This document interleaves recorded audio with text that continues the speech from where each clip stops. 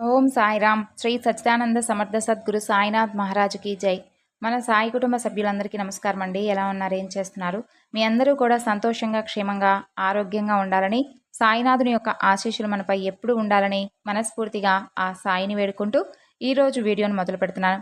ఇక ఈరోజు వీడియోలో బాబాగారు మనకు తెలియజేయబోయేటటువంటి సందేశం ఏమిటి అంటే, ఈరోజు నీతో తప్పకుండా నేను మాట్లాడాలి అని అనుకుంటున్నాను. కాబట్టి ఈ బాబా కోసం కాస్త సమయాన్ని కేటాయించి చూడు. నీవు ఎదురు చూస్తున్నటువంటి శుభవార్త కూడా ఈ సందేశంలో దాగి ఉంది. కాబట్టి తప్పకుండా వింటావని ఈ సాయి నీ నుండి ఆశిస్తున్నాడు అంటూ బాబాగారు అంటున్నారు. మరి ఈ సందేశానికి ఉన్నటువంటి పరమార్థం ఏమిటో తప్పకుండా తెలుసుకుందామండి. అంతకన్నా ముందు మన ఛానల్ ఎవరైనా కొత్తగా చూస్తున్నట్లయితే ఛానల్ను సబ్స్క్రైబ్ చేసుకొని, వీడియో కనుక నచ్చినట్లయితే లైక్ చేయడం మాత్రం మర్చిపోకండి ఫ్రెండ్స్. ఇక బాబాగారి సందేశం గురించి తెలుసుకుందాం. ఈరోజు తప్పకుండా నీతో మాట్లాడాలనే వచ్చాను. కాబట్టి ఈ బాబా మాటలను ఆలకించి నీ మనసును ప్రశాంతంగా ఉంచేందుకు ప్రయత్నించు. ఈ లోకంలో జీవించడానికి నీరు, తిండి, వస్త్రం, నీడ, ప్రేమానురాగాలు ఎంత అవసరమో నీకు తెలిసినంతగా మరెవరికీ తెలియదేమో. నీవు నీ జీవితంలో సగం కాలానికి చేరినా వీటిలో ఏదో ఒకటి నీకు కాస్త లోటుగానే కనిపిస్తున్నాయి. నువ్వు నీ కుటుంబం పట్ల ఏ విధమైనటువంటి బాధ్యతలను చూపించలేకపోతున్నావు. ఎందుకంటే నీలో ఆ శక్తి లేకుండా పోతుంది. కనీసం వారికి నీ వలన ఎలాంటి ఏ విధమైనటువంటి సంతోషాలను చేకూర్చలేకపోతున్నావు. నీ దగ్గర ఏదైనా ఒకటి కొనడానికి మాత్రమే ధనం ఉంటుంది. కానీ నీ చుట్టూ ఉండే అవసరాలు మాత్రం ఎన్నో ఉన్నాయి. నీ దగ్గర ఉన్నదానితో ఏ అవసరం తీర్చలేవు. పోనీ అందులో ముఖ్యమైనది ఏదైనా చేద్దాము అని అనుకుంటే నీ అవసరాలన్నీ ముఖ్యమైనవే. అందువలన నువ్వు నిరాశ, నిస్పృహలతో మొత్తంగా బాధ్యతలను తప్పించుకొని తిరుగుతూ ఉన్నావు కదూ. నిజంగా నిన్ను చూసినప్పుడు నాకు ఎంతో బాధ కలుగుతుంది. ఎన్నో సంవత్సరాలుగా ఏకధాటిగా కష్టపడుతూ ఉన్నటువంటి ఒక మనిషివి. నిజంగా ఒక మనిషి ఏకధాటిగా ఈ విధమైనటువంటి కష్టాలను అనుభవించడం నిజంగా చాలా కష్టతరం. ఈ కష్టం ఎవరికీ తెలియనిది కాదు. అయినా ఎప్పటికైనా నీకు ఒక మంచి రోజు వస్తుంది అని ఎదురు చూస్తూ ఉన్నావు. నిజంగా అందుకు నీకు అభినందనలు. నువ్వు చేసుకున్నటువంటి ఏ జన్మ అదృష్టమో తెలియదు, కానీ నీ ఇంట్లో ప్రతి ఒక్కరూ నిన్ను జాగ్రత్తగా చూసుకునేవారే, అలాగే నిన్ను అర్థం చేసుకునేవారే. నిన్ను ఏ విధమైనటువంటి ఇబ్బందులకు గురి చేయరు. కానీ నువ్వే వారిని అపార్థం చేసుకుంటూ వారికి ఏమీ చేయలేనటువంటి ఒక రకమైనటువంటి నిరాశతో తిరిగి వారిని బాధ పెడుతూ ఉంటున్నావు. కష్టాల దాడి ఎక్కువైనప్పుడు ఒక మనిషి తట్టుకోవడం అనేది ఎంతో ఇబ్బందికరమైనటువంటి పరిస్థితి. అన్ని రకాలుగా నువ్వు కష్టపడ్డావు. నీ కుటుంబాన్ని దూరం చేసుకున్నావు. నీలో విపరీతమైనటువంటి భయం గూడు కట్టుకుపోయింది. నా కుటుంబానికి ఏమీ చేయలేకపోతున్నాను, వారు నన్ను అర్థం చేసుకోకుండా నన్ను అసహించుకొని వారి దారిని వారు వెళ్ళిపోతారా అనే భయం ఇంకాస్త ఎక్కువగా అయిపోయింది నీ మనసులో. ఇక నీ జీవితం అయితే సగం రోజులు ఈ కష్టాలతోనే నిండిపోయాయి. నువ్వు విరక్తి చెందిపోయి ఇక నా జీవితం ఇంతేనా, ఇక ఎప్పటికీ ఇలాగే ఉంటానా అనేటటువంటి ఒక నిరాశలో కూరుకుపోయున్నావు. అలాంటిది అస్సలు ఆలోచించవద్దు. నీ పరిస్థితులన్నీ చక్కబడతాయి. నువ్వు ఎన్ని రోజులైతే ఈ నరకాన్ని ఈ లోకంలో అనుభవించాలని భగవంతుడు రాసిపెట్టి ఉంచాడో అంతటి నరకం వడ్డీతో సహా నువ్వు అనుభవించేశావు. ఇక నీకంటూ అనుభవించే కష్టాలు ఏమీ లేవు. ఇక నీ వంతులో మిగిలినవన్నీ కేవలం సుఖాలే. ఈ సంతోషాలు, సుఖాలు అనుభవించడానికి ఈ సాయి అనుగ్రహం నీకు అతి తొందరలోనే తోడవబోతుంది.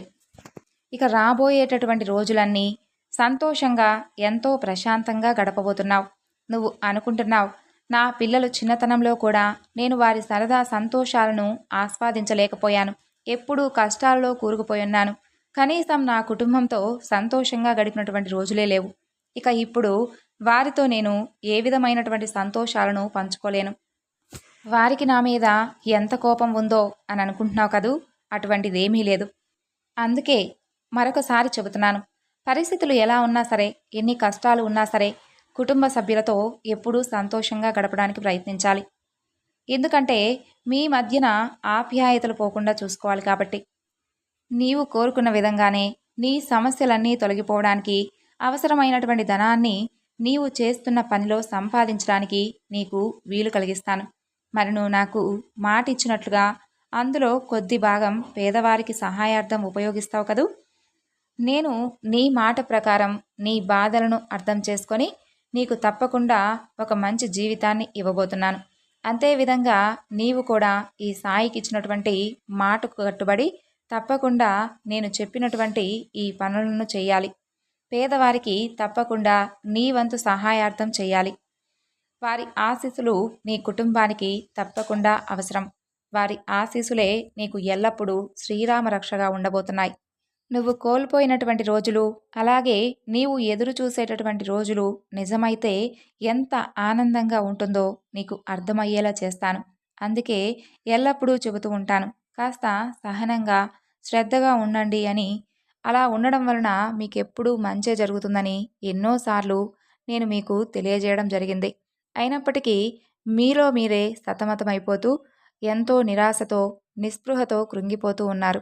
సమస్యలు వచ్చినప్పుడు వాటి గురించే ఎక్కువగా ఆలోచిస్తూ కాలం గడుపుతూ ఉన్నారే తప్ప ఆ సమయాన్ని భగవంతుడిపై దృష్టి నిలిపి ఆయన పాదాలను పట్టుకొని మీకున్నటువంటి సమస్యలను ఆయనతో విన్నవించుకుంటూ భారం ఆయనపై వేసి మీరు నిర్భయంగా ఏ రోజైతే ఉంటారో అప్పుడే ఆ సాయి అనుగ్రహం కూడా మీపై నిండుగా ఉంటుంది.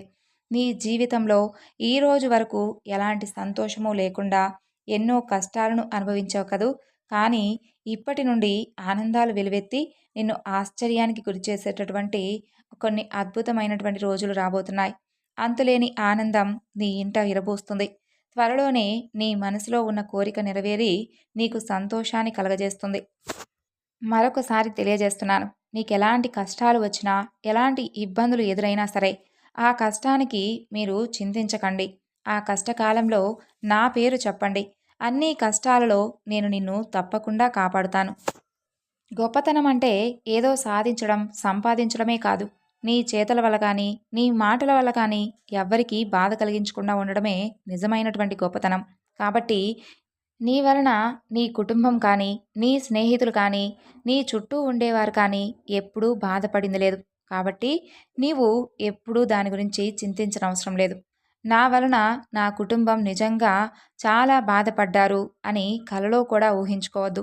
వారు కూడా నిన్ను ఆ విధమైనటువంటి భావనతో నిన్ను చూడడం లేదు. వారిని నువ్వు అర్థం చేసుకొని వారితో సంతోషంగా గడిపేందుకు ప్రయత్నం చెయ్యి. నీ జీవితంలో రాబోయే రోజులు అదృష్టంతో నిండినటువంటి రోజులు. అపారమైనటువంటి ఆనందం నీకు దక్కి నీ జీవితం అంతా మధురంగా ఉండబోతుంది. ఈ సాయి ఆశీస్సులు నీపై ఎప్పుడూ ఎల్లవేళలా ఉంటాయని ఈ సాయి నీకు తెలియజేస్తున్నాడు. సంతోషంగా ఉండండి.